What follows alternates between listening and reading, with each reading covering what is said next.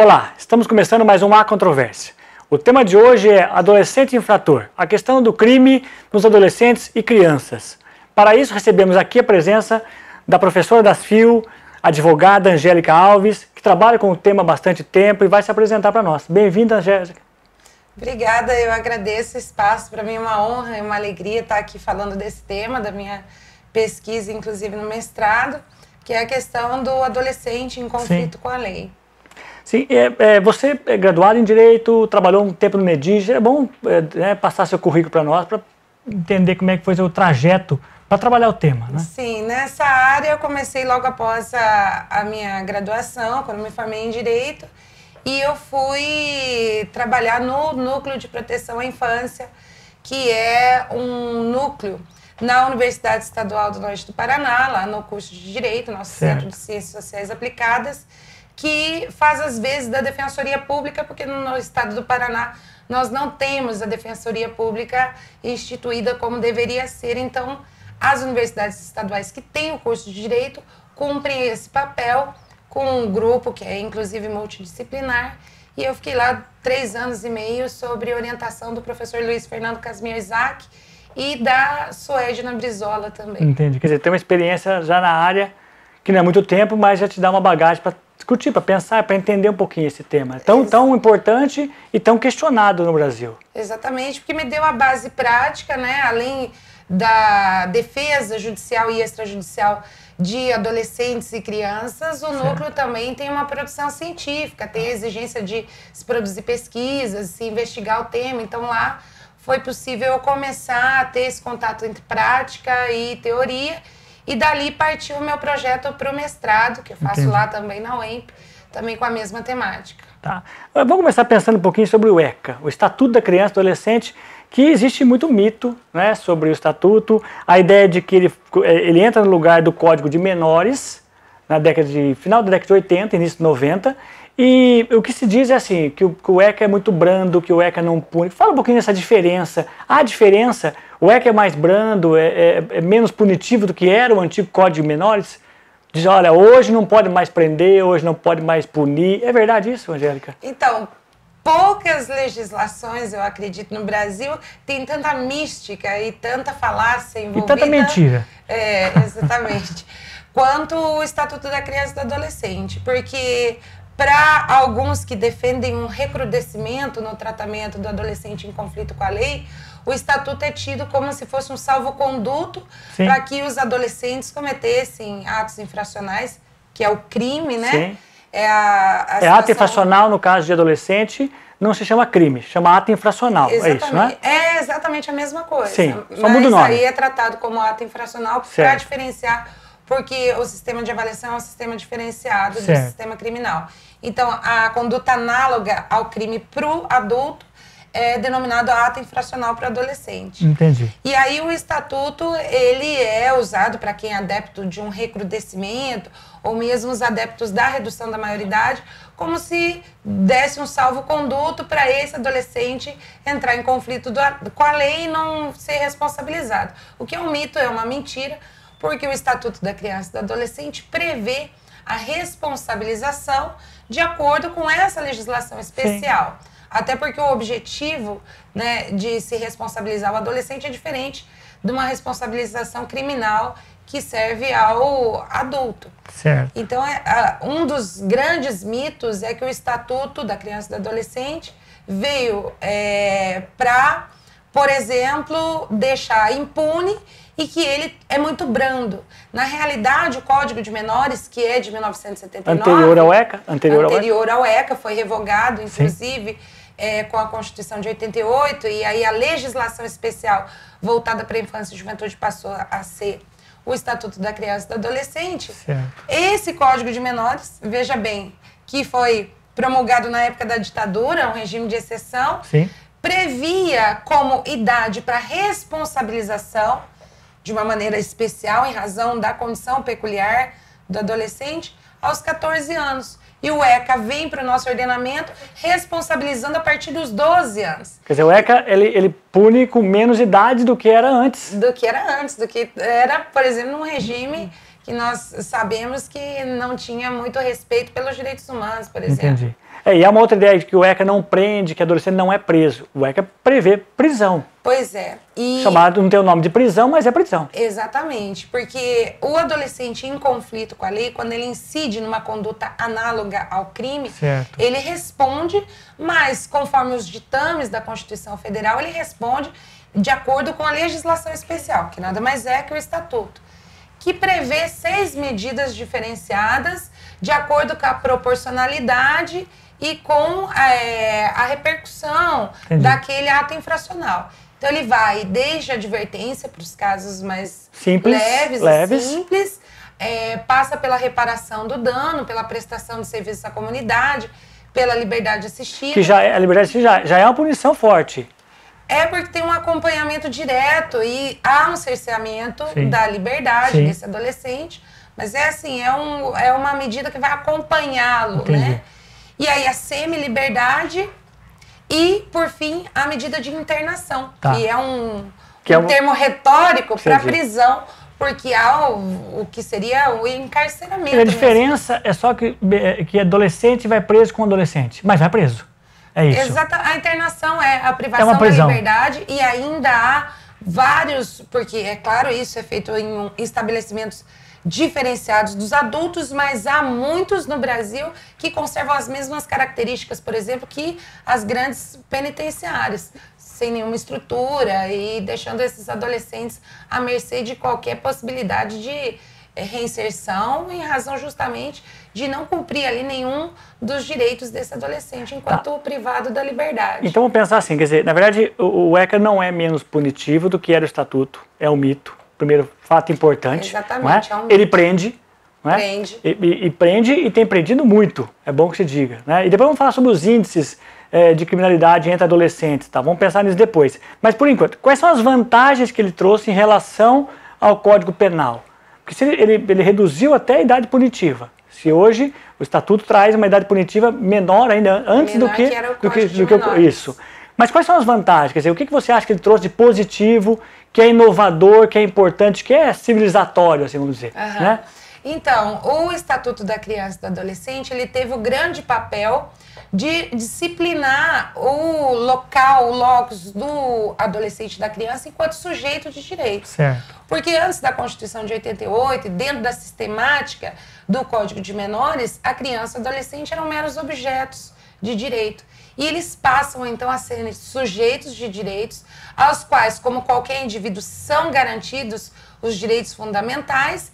Entretanto, o Estatuto vem regulamentar um termo que a Constituição deixa muito claro, que é a garantia desses direitos fundamentais em regime de prioridade absoluta. Que seriam? O Estatuto da Criança vem e fala, claro, em questão de catástrofe, atender primeiro a criança e adolescente, mas muito mais importante que isso, no artigo 4º ela traça que há de haver a reserva orçamentária prioritária, além da prioridade na formulação de políticas públicas que garantam esses direitos fundamentais ao adolescente, em razão de uma estratégia de Estado. Entendi. É claro, se a gente tem um objetivo enquanto Estado brasileiro a ser alcançado, tem que se investir, então, na criança, no adolescente, garantindo direitos fundamentais. Quer dizer, o que ele traz novidade, a diferença que ele traz novidade é que ele pensa não apenas em punir, mas em preparar um ambiente favorável para que a criança, adolescente, não cometa o crime. Ele vai além da punição, é isso. Vai além. Mas também pune. E eu vejo assim como seria, se cumprido, né? Certo. Como deveria ser. Porque o que não se cumpre é a parte dos direitos fundamentais. Sim, a prisão se cumpre. E não da punição. Exatamente. Da punição, a responsabilização vem e vem mesmo. A sociedade devia cobrar essa parte que não se cumpre. A primária, exatamente. Porque essa sistemática ela é dividida no sistema primário de garantia de direitos fundamentais, que não poderia haver falha, porque se trata de direitos fundamentais cuja eficácia é imediata. No entanto, com regime de prioridade absoluta. Então não era para falhar. Entendi. Se falhar, vem um sistema secundário, que é um sistema protetivo, que vai localizar qual o direito fundamental, o que está falhando, se é uma omissão do Estado, da comunidade, da sociedade, dos pais. E aí teria essa proteção. Entendi. E por fim, para aqueles que são alijados desses direitos ou dessas proteções, resta setor, esse sistema terciário da responsabilização. Ok. Nós vamos para o nosso comercial e depois vamos falar um pouquinho sobre essa questão das penas no mundo. Você acha que o Brasil é muito brando, que você acha que a idade penal aqui é muito alta? E como é que é no mundo isso? Nos países civilizados, nos países capitalistas, países, né, que têm também um código, um estatuto, algo assim, para adolescente infrator. Nós voltaremos já após os comerciais.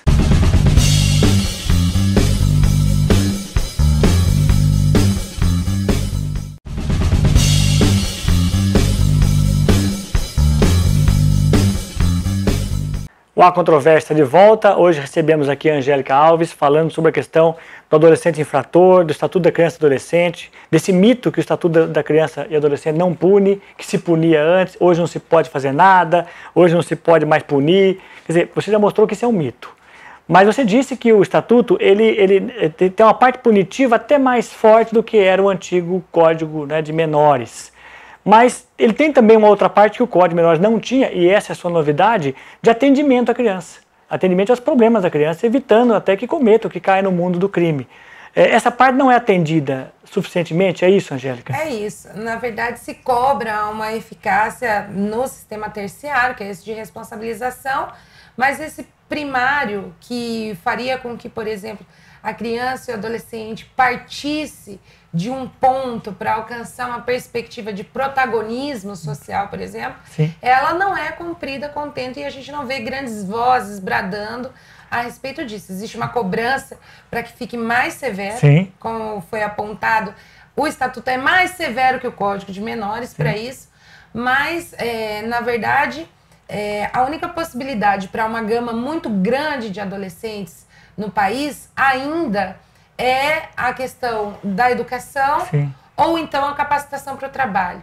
São os dois caminhos lícitos que o ECA prevê que esse adolescente chegue à idade adulta em condições de cidadania para que corresponda a uma convivência social, sim, salutar para ele e para todo... Integrado socialmente, né? Exatamente. Então, os dois únicos caminhos dessa mobilidade social a que muitos adolescentes estão inseridos, ou é pela educação ou pela capacitação do trabalho. Isso não acontece, esse adolescente não tem perspectiva, né? E numa sociedade de consumo sem perspectiva, sim, é claro que o crime acaba seduzindo e nós perdemos, por incompetência estatal, muitas vezes, esse adolescente para o campo da criminalidade, sim, né?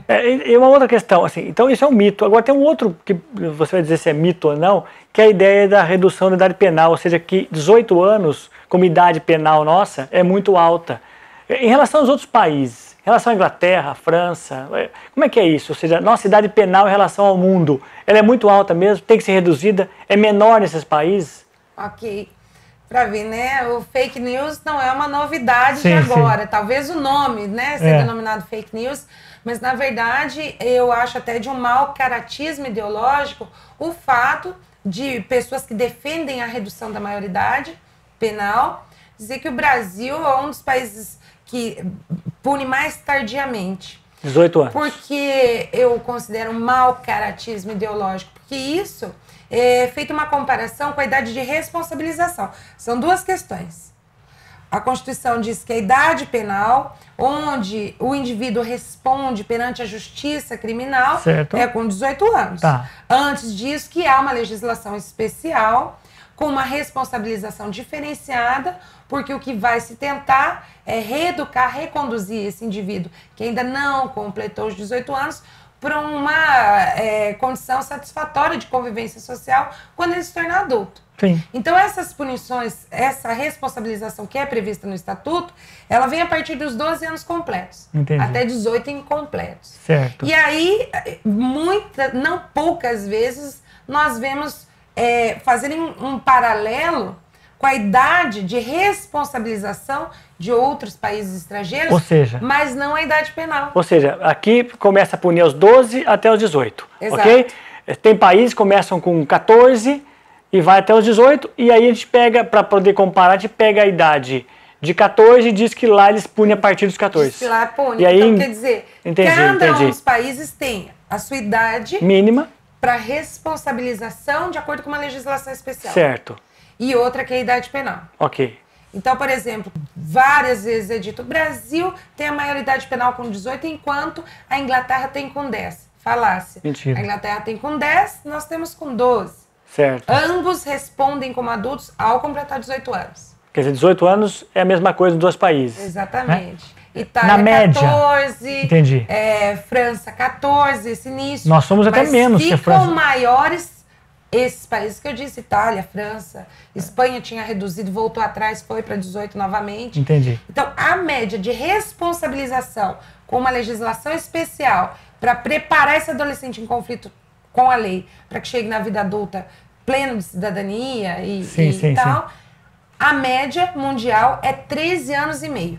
Entendi. Nossa idade é 12. Okay. E a média mundial de responsabilização frente à justiça criminal é 18. Estamos na média mundial. Entendi. Quer dizer, então não há nada que se falar que somos diferentes, não, que mentira. Punimos menos. É conversa fiada. É bravata. É bravata. Nos Estados Unidos também, né? Me parece que poucos estados têm idade menor que 18. Exatamente. Dos 50, 9 estados têm a idade para que o adolescente responda como adulto aos 18 anos. Certo. Dos 50, 9 é que tem uma idade menor que Entendi. 18 anos. Mas vários dos estados estão fazendo a elevação disso para 18 anos, pontuando aos 18. E alguns para 21. Alguns para 21. E assim, essa tentativa de paralelo com os Estados Unidos, primeiro que não cabe porque são conjunturas totalmente diferentes. Mas então nós vamos discutir também a possibilidade do adolescente brasileiro comprar arma. Exatamente. Poder dirigir, poder beber. Exatamente. Se 16 anos é uma idade que ele tem consciência de tudo, então consciência para tudo. Exatamente. Então tem que liberar tudo, não é? Mas não é isso que se quer.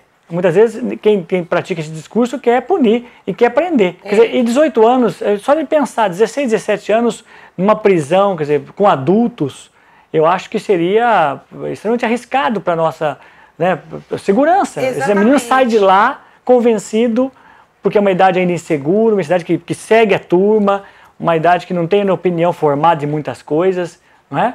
Com 18 já é difícil, mas em 16, 15... porque a grande bandeira é que falam até sem qualquer conteúdo científico que embase, que o adolescente, se tem discernimento para cometer o crime, tem discernimento para pagar enquanto adulto. A questão não é essa, porque discernir, ele sabe discernir. Sim. Ele só não sabe optar pelo discernimento para a vida dele, Sim. né? E até tem estudo científico que defende a questão da formação do lóbulo frontal, que é o responsável pela possibilidade da pessoa prever consequências.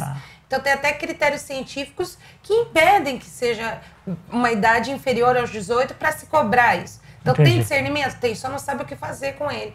Até porque se há perspectiva... Se há algo a perder, sim, como você sempre exatamente, fala. Sim. Agora, sem perspectiva... Eu acho que o Brasil é um país que torna uma camada da população perigosa, porque é muito perigoso quem não tem o que perder. E nós temos um país, você pega a França, você pega a Dinamarca, você pega os próprios Estados Unidos, são países onde crianças e adultos têm o que perder. Tem perspectiva, tem futuro, aqui não tem o que perder. Quando você não tem o que perder, você chuta o balde, como se diz no popular. Você vai para a luta, você mata. O problema nosso é encontramos pessoas na rua que muitas vezes não sabem o que perder, né, Angélica? Que aí se tornam perigosos. O ECA, acho que nessa parte que você falou, que a novidade dele, traz muito essa perspectiva, porque tem que dar o que perder esse adolescente, para que ele saia do crime, para que ele pense coisas, né, positivas, que tenha autoestima. Isso é o mais difícil, talvez, né? Exatamente. E é por isso que há esse cuidado. Inova o Estatuto nisso, porque prevê como responsabilidade primária do Estado fazer desse indivíduo nessa condição peculiar, né, certo. que é um período de desenvolvimento, sim, que ele tenha chance de ser protagonista. Agora, nós estamos sendo incompetentes, porque nós estamos perdendo para a criminalidade, porque nós não damos espaço, não damos possibilidade desse indivíduo chegar na fase adulta com qualquer perspectiva de vida, com qualquer expectativa de superar da onde veio, e sem caminho para onde ir também. Exatamente. Vamos pensar no próximo bloco, voltaremos já, pensar sobre a questão desses índices. Será que eles estão tão perigosos assim? Cometem tantos crimes assim? Dos crimes cometidos, quantos são de adolescentes, né, e quantos são de adultos? Vamos pensar um pouquinho nisso depois dos nossos comerciais.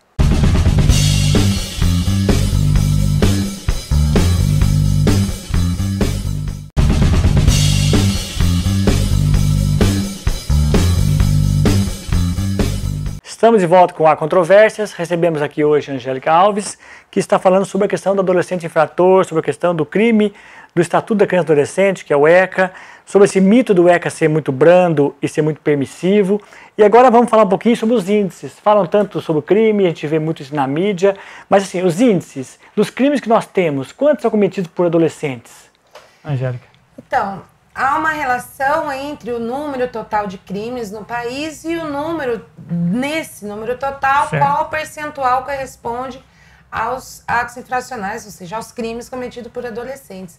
E isso está catalogado de acordo com o mapa da violência, por exemplo, e outros relatórios, principalmente desses estabelecimentos que dão cumprimento à medida de internação, que os atos infracionais cometidos por adolescente correspondem a 1,5% do total de crimes cometidos por adultos. Esse 1,5% 1,5% não é crime contra a vida. São todos os tipos de crime, ou contra a vida, isso. Ao total. Então, tá. Dos crimes mais gravosos, aí há um indicativo de 0,5%, ou seja, 0,5% do total dos crimes mais graves, certo, certo, é que correspondem, tem por atribuição o cometimento por um adolescente. Tá, então, de todo o crime, o crime qualquer, um roubo simples, um furto mais banal, até o crime mais grave, 1,5% é adolescente.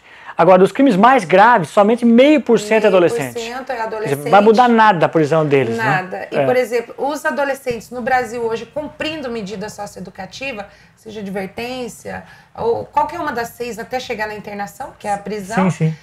Corresponde a 0,1% dos adolescentes no Brasil, do número total, que é 24 milhões e poucos. Que cumprem que estão cumprindo, ou seja, dessa parcela tão ampla nada. E onde uma gama imensa é alijado, né, da escola, da saúde pública, de perspectivas de formação cultural, intelectual, sem possibilidade alguma de transmutar da condição socioeconômica que está, mesmo assim, do total geral de adolescentes, só 0,1% se envolve, então, no cometimento de um crime. Primeiro que é um discurso falacioso, mentiroso. É um discurso que é pior que isso, né? Assassino, porque alarma a população, porque provoca agressão, permite agressões muitas vezes, muitos casos que a gente acompanha pela mídia, de violência contra adolescente, como se eles fossem o grande inimigo da população. A mídia tem um papel muito grande nisso, né? A mídia, os dados e os programas de TV, aparentemente são as crianças, quer dizer, adolescentes que mais cometem crimes, ou que estão por trás de todos os, são usados, estão por trás de todos os crimes. A mídia colabora muito com isso, Angélica? Colabora, e eu vejo assim segmentos muito irresponsáveis que trazem essa, porque é uma disputa ideológica. Sim. Para ter uma ideia, no projeto, que agora o projeto de emenda à Constituição que tenta reduzir a maioridade penal e que foi inclusive, infelizmente, aprovado na Câmara dos Deputados, que é de 1993, trazia como justificativa o fato de que os adolescentes eram responsáveis pela maioria absoluta dos crimes cometidos no Brasil. Isso é 1,5% dos crimes totais. Entendi. Então é uma mentira tão assim, descabida, absurda, que é reproduzida pela mídia. Sim. E aí, quer vender, né? Que a mídia quer vender, que a gente vê na televisão, quer exagerar. Que serve, né? Que serve. Ela, na verdade, ela trabalha para grupos ideológicos. Sim. Então ela vai reproduzir esses falsos dados, né? E isso é, assim, além de prejudicar, eu vejo como até criminoso do ponto de vista de informar a população, como se não houvesse, por exemplo, nenhuma medida. O que a gente vê é que o adolescente atua, comete um ato infracional, e chega um policial e ele fala, sou de menor. E as pessoas reproduzem, autoridades, parlamentares que defendem a redução, falam isso sem nenhuma responsabilidade. Então eles deseducam e a mídia propala isso. Tem um acompanhamento da ANDI a respeito das notícias que são veiculadas, que são tendenciosas à redução da maioridade penal. E aí ela faz uma leitura do número de notícias que são veiculadas quando acontece um caso. Né? E aí ela vai monitorando isso.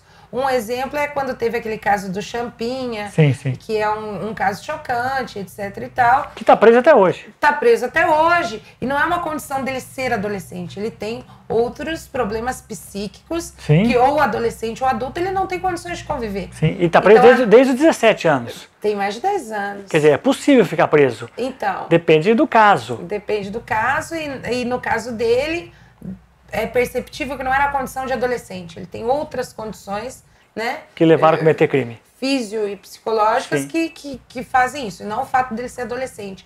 Mas quando houve aquele caso, foram, por exemplo, no mês do cometimento do crime, em 54 veículos de comunicação nacional, veiculadas em um mês 850 notícias tendenciosas a reduzir a maioridade penal. Aproveitaram o caso dele. Aproveitaram o caso para... Sempre aproveitam um caso espetacular, né? Que é raro perto do que nós... Parece que são casos corriqueiros, mas não são. E é importante pensar isso que você falou. Quer dizer, então o Champinha foi preso em torno de 16, 17 anos. Está preso até hoje, faz 10 anos. Quer dizer, é possível. É como alguns dizem sobre a questão da saidinha dos presos. Ah, tem que proibir saidinha dos presos. Eu sempre falo, cuidado, jogar água suja da banheira com a criança dentro. Quer dizer, não é porque um juiz autoriza, talvez erradamente, um preso que matou a mãe sair, que eu tenho que proibir todos os presos. Às vezes estão ali por conta de pensão alimentícia, estão ali por conta de uma coisa ou outra mais simples, e nem por isso pode sair um dia, começar a voltar à sociedade, não é? Interagir com a sociedade. Então eu vou proibir todos por causa de um caso. E a mídia faz muito isso, não é? Faz, e pega aquilo como se fosse representação de todos os demais, né? O caso do Champinha tem assim, uma condição peculiar e diferenciada, porque criaram aí uma possibilidade de manter ele encarcerado como no manicômio, porque na verdade ele cumpriria, pelo Estatuto da Criança e do Adolescente, 3 anos e depois retornaria ao convívio. Como não é em razão da idade... Certo. Mas sim da condição dele, aí foi adotada outra medida, até muito criticada, porque não há previsão legal. Mas hoje em dia, no Brasil, tudo se pode. Está fazendo muita diferença isso. Mas o incrível é que quando tem algum caso que repercute mais, é o momento para se propalar essas falácias. E com esse brado de, o adolescente fica impune...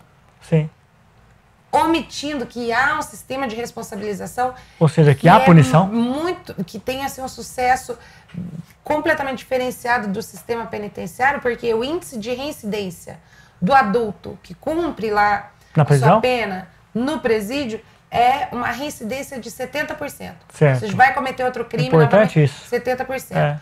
No sistema de socioeducação, que o adolescente fica preso, mas tem um nome de internação? Esse índice de reincidência é de 20%. Quer dizer, eles querem tirar esse adolescente do lugar onde reincide 20 para pôr no lugar que reincide 70. É inteligente isso, né? É bastante. E uma outra questão, nós estamos punindo menos, porque o que se pensa é isso, estamos prendendo menos, no caso prisão no sentido de internação. Estamos internando mais? Isso é uma ascendente progressiva. Assim como o próprio sistema penitenciário brasileiro. Também prende mais. Tá em ascendência. Prende mal, né? E prende mais. Prende mais e prende pessoas pré-determinadas. Certo. Se a gente for ver, por exemplo, o volume dos adolescentes que estão cumprindo a medida de internação, é na mesma proporção que no sistema penitenciário, oriundos das classes mais baixas, das que tiveram falta de acesso à educação, à cultura, a programa de saúde, a direitos fundamentais básicos, é aquela negra, a parcela da população negra. Então, assim, é o estigma, né? Quer dizer, quem mais pede que tenha redução sabe que o filho dele não vai, né? A ideia é essa. Exatamente. Tem certeza que o filho dele não vai. E não que adolescentes, por exemplo, que têm uma condição mais tranquila do ponto de vista econômico, não cometam crimes, não cometam atos infracionais. Mas tem um filtro ali, né? Tem um filtro, existe um filtro. Existe um filtro até porque esse adolescente, para ele, qualquer tipo de responsabilização vai doer mais, porque ele tem uma perspectiva, porque ele tinha um caminho pela frente. É esse caminho pela frente que nós queremos para todos os adolescentes. Sim, lógico. Que a gente possa relativizar também medidas, não querer encarcerar ou excluir ou pensar da sociedade, mas dar perspectiva para todos, para que as medidas socioeducativas cumpram o seu papel. Entendi. E não só pensar e jogar como é feito. penitenciária. Bom, Angélica, infelizmente nós estamos chegando ao fim. Infelizmente, tem muito mais coisa aqui que a gente podia perguntar e eu tentei até acelerar um pouco para responder o máximo possível. Mas se você quiser deixar alguma mensagem ou pensar alguma coisa sobre o tema, ou falar algo que não foi falado, fica à vontade. Eu acho assim que a principal questão nessa temática, principalmente das propostas de redução da maioridade penal, que vem assim com o calor das coisas, quando acontece um caso de repercussão nacional, é o cidadão ter a consciência de que não é porque vem da televisão que é uma notícia oficial. Sim. Então, essa questão de dizer que o adolescente fica impune, que não há responsabilização, é uma mentira. Inclusive, nós temos uma média de responsabilização do adolescente mais baixa que a média mundial. Certo. Nós responsabilizamos a partir dos 12, como foi falado, a média mundial é a partir dos 13 anos e meio. E com base, por exemplo, nessa mentira propalada da impunidade, certo, é que os indicativos para reduzir a maioridade penal, quando fazem enquete nas Sim. redes sociais, é tão alto. Porque para o cidadão de boa fé, que acredita na informação que chega, aquele adolescente não lhe acontece nada, ele comete um homicídio e vai para casa. Sim, sim. Isso é uma mentira. Até porque a justiça juvenil, essa responsabilização nas varas da infância e juventude, são muito céleres. O fato acontece, ele é levado para uma delegacia, se é pego num estado de flagrância, dali já vai para uma oitiva com o Ministério Público, já é marcado imediatamente a audiência de instrução e julgamento e ele sai dali já com a medida socioeducativa aplicada. É muito rápida. Muito rápido. Tá. E mais do que uma pena severa, o que causa impacto é uma justiça rápida. Sim, lógico. Né? Sem, claro, atropelar as garantias processuais, mas a justiça rápida dá mais respostas do que... Que seja para todos, né? severa. Não para alguns casos apenas. Né? Tem casos que ela se arrasta, demora, é lenta. Né? Exatamente. Tá. É na medida do que se quer, né? Ideologicamente. Sim. Tem processos que mal se protocola a defesa, já vem tá a sentença em 23 segundos, sim. né? Mas é uma pena ter que terminar o papo. Muito obrigada. Tem muita coisa para falar. Foi muito produtivo. E eu agradeço, muito bacana. Infelizmente nós temos que encerrar, temos mais coisas para falar, ficaremos para um próximo programa. Obrigado a você que assistiu o nosso programa. Você pode acompanhar nosso programa pela GRP TV, pelo site, pelas nossas redes sociais. Estaremos aqui na próxima semana com mais um tema interessante na GRP TV, feita para você.